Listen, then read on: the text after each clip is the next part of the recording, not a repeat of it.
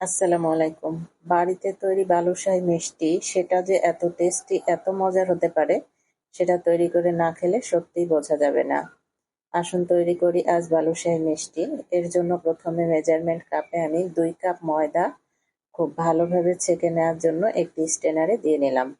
তার মধ্যে আমি দিয়ে দিব ১ চা চামচ বেকিং পাউডার, হাফ চা চামচ বেকিং সোডা আর সামান্য একটু লবণ। ব্যাস এই ৩টি উপকরণ খুব ভালোভাবে চেলে নিতে হবে। বালুশাহী মিষ্টি তৈরির জন্য এই ৩টি উপকরণ চেলে নেয়া খুবই জরুরি। তাহলে মিষ্টিটা একদম পারফেক্ট আসে। এখানে আমি হাফ কাপ পরিমাণ ঘি দিয়ে এবার চেলে নেয়া উপকরণটি খুব ভালোভাবে হাত দিয়ে মেখে নেব। যখন এরকম মুঠ করলে মুঠ হয়ে আসবে, আবার চাপ দিলে এমনিতেই ঝরে পড়ে যাবে। এইভাবে এই মিশ্রণটি খুব ভালোভাবে মেখে নিতে হবে। এইবার এখানে বালুশাহী মিষ্টি তৈরির প্রধান উপকরণ টক দই। টক দইটা অবশ্যই একটু ভালো মানের নিতে হবে, তাহলে মিষ্টিটা খেতে খুবই ভালো লাগবে।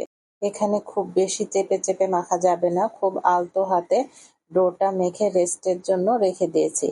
এবার একটি পাতিলে আমি চিনি দিয়ে দিচ্ছি ২ কাপ পরিমাণ। ২ কাপ পরিমাণ চিনি, সাথে ১ কাপ পরিমাণ পানি আর সাথে দিব খুবই সামান্য পরিমাণ অরেঞ্জ ফুড কালার। কালারটা পুরোপুরি অপশনাল, আপনারা ইচ্ছা করলে নাও দিতে পারেন। এই চিনির শিরাটা কোনো রকম একতার কিংবা দুই তার এরকম হওয়ার দরকার নেই। সম্পূর্ণ চিনিটা গলে গিয়ে একটা ঘন মিশ্রণ তৈরি হলেই যথেষ্ট। কোনো রকম কোনো একতার বা দুই তারের কোনো প্রয়োজন নেই। এবার আমি যে ডোটা তৈরি করে রেখেছি সেই ডোটি ৪ ভাগ করে একটি আরেকটির উপরে দিয়ে এইভাবে ভাঁজ দিয়ে দিয়ে বেশ খানিকটা চেপে নেব। খুব বেশি কিন্তু চেপে টাইট করে ফেলা যাবে না, আলতো হাতে খুব ভালোভাবে চেপে নিতে হবে।